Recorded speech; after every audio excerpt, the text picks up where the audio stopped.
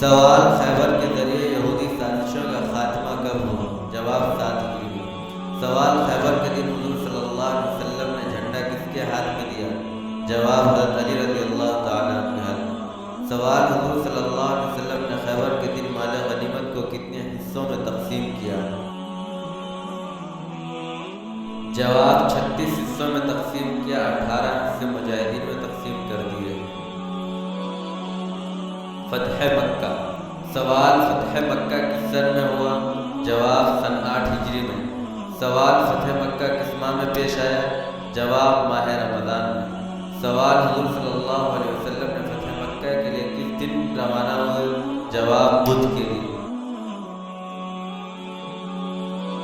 سوال: حضور صلی اللہ علیہ وسلم فتح مکہ کے موقع پر کس اونٹنی پر سوار تھے؟ جواب: قصواء۔ سوال: فتح مکہ کے موقع پر حضور صلی اللہ علیہ وسلم کے ہمراہ کتنے مسلمان تھے؟ جواب: 10,000 مسلمان۔ سوال: فتح مکہ کے موقع پر کتنے مسلمان شہید ہوئے؟ جواب: 2۔ سوال: فتح مکہ کے دن حضور صلی اللہ علیہ وسلم کی طرف سے مکہ میں کیا اعلان کیا گیا ہے؟ جواب: یہ اعلان کر